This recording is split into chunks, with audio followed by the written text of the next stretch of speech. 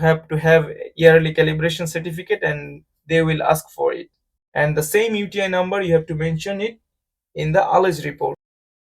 Hello guys, how are you all? I am okay. I am a newly promoted chief officer here, and I got many emails. I should start from the very beginning. How am I adjusting with the new ranks? All the suggestions that may helpful for the newly promoted chief officer. So I'll start from this video, and here in this video I am going to share with you all the documents that you can keep ready in a loading port, so that you don't get delayed in loading port, to prepare all those once you get already alongside. So without wasting time, let's get into the video. Okay, so today our topic is loading port docs. That means what are the documents that we need to prepare for the loading port. What I will be mentioned here, most of them will be related to the tanker ship. Anyway, many of them you will find as common. So very first thing I need to mention here is timesheet. And you need this timesheet once the authorities come on board, including the loading master and surveyor. They all need timings for the vessel's movement. So it is better to keep it ready from the very beginning and continue update till the end of the operation. Then what are the things we need before starting loading? We will be concerning about that. So I should say dry tank certificate. This is basically a paper that you will prepare after the tank inspection. Those tanks are nominated for loading, they will issue a dry tank certificate, and this issuance, basically you will make the certificate and they will just sign on it, either surveyor or on behalf of the surveyor or whoever else. So this certificate is very important for chief mate to keep before start of loading. There is one more certificate that is related to this, that is cleanliness certificate. Or so these two together will serve as a tank inspection report. If you have a residual tank on board, in short I can write ROT, residual oil tank, status or condition, however you mention it. Okay, or quantity. This means like you want to mention about the residual oil tank status. Of course, if you have any residue, you can mention it in cubic. Like you may have slopes over there, whatever the amount you have in the ROT tank. In the certificate, you have to mention. That's what I mean. So next, I can write about the condition of non-nominated tanks before loading. So all the non-nominated tanks status you can mention in this certificate, and you can print out. You have to prepare. I'm telling that certificate, but these are not certificate that someone will issue you. These are the papers you will have to prepare for yourself. Following the company procedure, you may have company specific forms, or you can make your own if your company does not have specific forms for those. So before loading, what is the conditions, you have to mention it clearly. Like some other tanks that is not nominated for the present loading port, and there may have cargoes. So in that case, you have to mention the quantity of the cargoes inside the tanks. This up to this, I think this is complete for before loading. Then while loading, you have to monitor all the papers, all the documentations you have to maintain as per your company procedures, like the hourly rate log and comparison log and all this. I'm not going to deep into those checklists. What I am talking about is related to the commercial aspect that a chief officer must maintain for the operation of loading. Okay, then you have to have ALES report after loading, which is very important. So ALES report is basically the reports where you will find the quantity received of sample of cargo. If you receive a sample that is taken by the surveyor and that is nominated for the discharging port consignee or someone else, in that case you should have a sample of cargo or cargo sample log signed by the surveyor, and you have to prepare for yourself. so that it can be documented from your end also.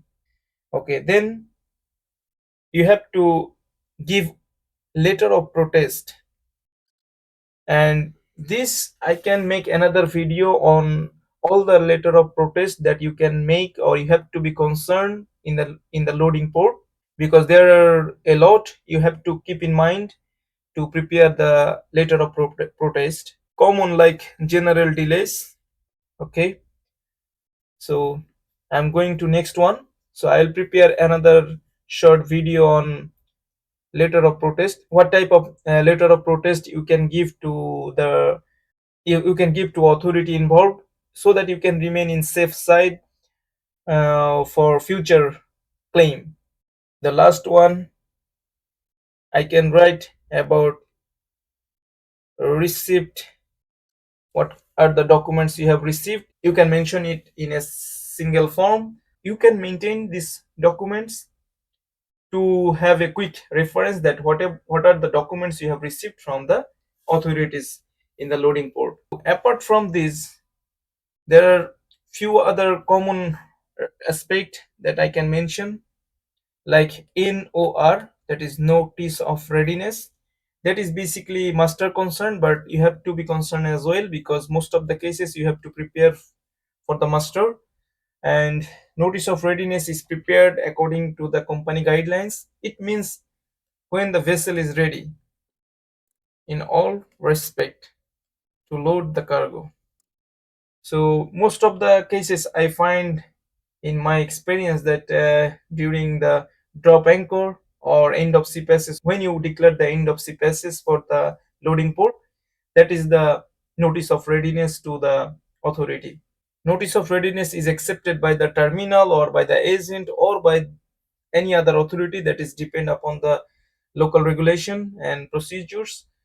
So that time is also need to mention in the notice of readiness form once you receive the timing. And here you have to prepare some of the documents in the loading port for surveyor or any authorities, like VEF, that is vessel experience factor. For oil tanker, this is very very important. In the case of chemical cargos, sometimes they don't need it, but still you can keep. Last three cargo, and mostly with the last one, tank cleaning method. In some cases maybe separately you need to maintain tank cleaning method. Then next one is ship particular, and they will commonly ask for it. Okay, then UTI certificate, the one MMC you are using or UTI, you have to have yearly calibration certificate and they will ask for it. And the same UTI number you have to mention it in the ALES report. Then crew list, pre-stowage plan, the plan you have for the stowage in this loading port or in that particular loading port. Most commonly they will ask for it, and you have to present it to them so that they can guide you in case it is required, or you will have a discussion on this basically. Then manifold diagram, then list of reducer. This is basically required for the loading master. If they plan it well before, that is different, but if they plan once you come alongside, then they will need it, or they will discuss on it. They will discuss with you about how many reducers you have available, so that they can plan the loading accordingly. They may sometime ask heat exchanger testing record, but that is not common. In the case of heat exchanger, they may need heat exchanger testing record. In some cases, they ask for certificate of compliance, and they may ask for P&I insurance. This is not common. These two are not much common, but anyway, you may face some ports they require it. If we summarize, this is VEF, vessel experience factor, then last three cargo, tank cleaning method, ship particular, UTI certificate, crew list, pre-stowage plan, manifold diagram, list of reducer, heat exchanger, and certificate of compliance, P&I insurance. You can prepare all of these documents well before, so that the operation do not get delayed due to the processing of all these documents. Apart from this, I would like to suggest you two more things, part of the checklist, but I can mention at least these two. Number one, is ship shore safety checklist. So this is the ISGOT documents, as you know, and it is required for oil and chemical tanker, all the tankers for the terminal operation, or for the case of STS operation, there is another STS checklist. Then the second one, ship shore agreement. You can see mostly we find it is written as key agreement. This is the agreement that you will do with the loading master or with the guy who will work, who will represent the loading master, and you can keep this one also ready so that no delay to prepare all these documents once you get already alongside. Now let's talk about few more documents which are required for once the loading is completed.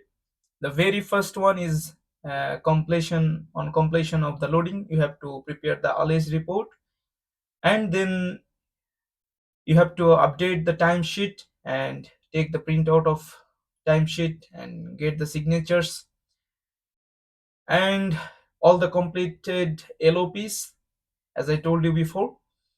And of course, the ROT, that means residual oil tank after loading conditions, which will serve as like a document that you did not take any cargoes in ROT.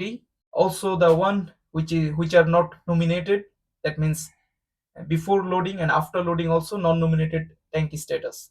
These documents you need again as a valid document that you did not take cargoes in any other tanks. That's all I believe. If I miss something, you can add down below in the comments so that it can be helpful for others. Thank you so much for watching this video, and hope to meet you in next video where I am going to explain about the discharging port documents. Thank you so much once again.